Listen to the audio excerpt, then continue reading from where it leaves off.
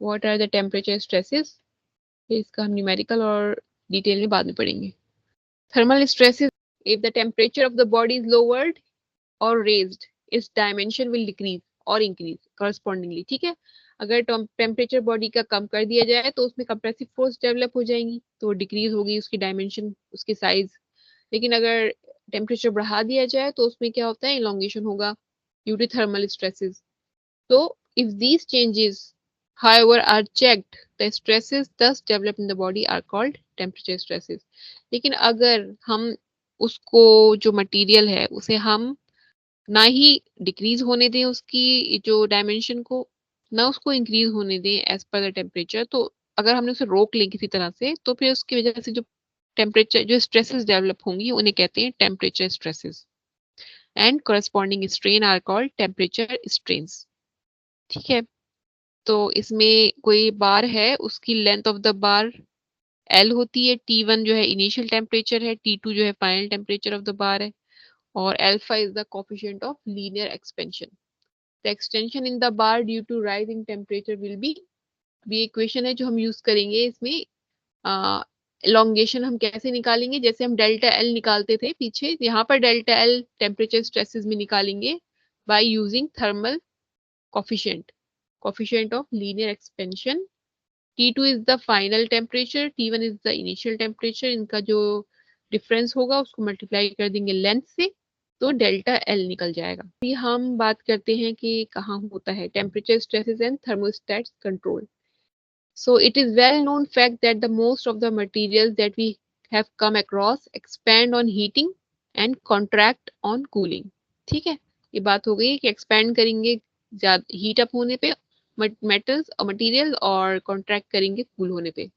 If this expansion और contraction is prevented by some external means, वही बात कि अगर उसको हम कंट्रोल कर लें एक्सपेंशन को और कॉन्ट्रैक्शन को किसी तरह से, तो temperature stresses develop in the material, तो टेम्परेचर स्ट्रेसेस जो है वो डेवलप हो जाती है मटेरियल में।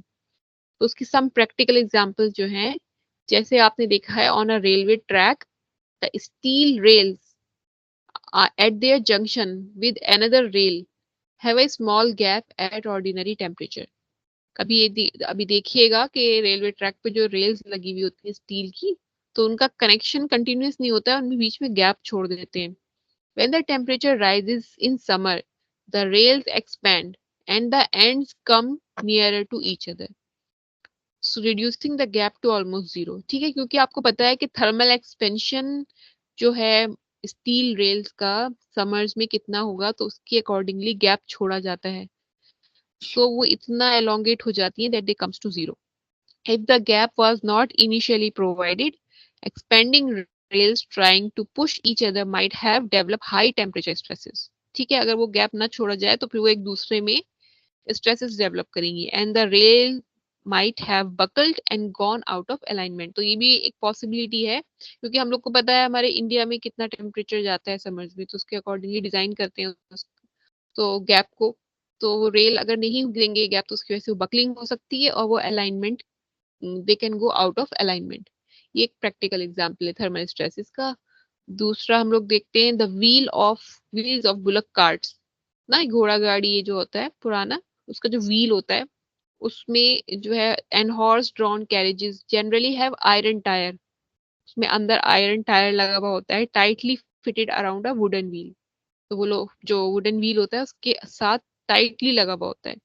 So railway carriages also have wheels of similar type, except that the inner part is made of cast steel and the tire is made of very strong steel. ठीक है, तो रेलवे का जो carriage होता है ना, उसमें भी सेम ऐसे ही है कि अंदर वाला पार्ट जो होता है वो कास्ट स्टील से बना होता है, यानी उसमें थोड़ा कास्ट आयरन मिला हुआ है, और जो बाहर जो tyre is made of very strong steel, ये प्योरली स्टील का बना हुआ है।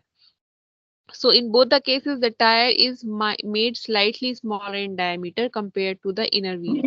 So fitting is done by heating the outer tires to a red heat so that they expand to a diameter equal to or slightly greater than the inner wheel. Thus, fitting is easily done, and after cooling to the room temperature, the outer steel tire contracts, setting high temperature stresses, tightly binding the two portion together. तो आपने देखा भी है, वैसे भी कोई भी चीज अगर फिट करनी होती है, अगर वो सेम साइज के हो रहे होते हैं तो हम थोड़ा सा उसको एक्सपेंड करते हैं हीट अप करके, एंड देन वो कवर हो जाता है। फिर जैसे ही वो कूल डाउन होता है, रूम टेम्परेचर पे आता है, वो एकदम टाइटली एक दूसरे पर सेट हो जाती हैं चीजें।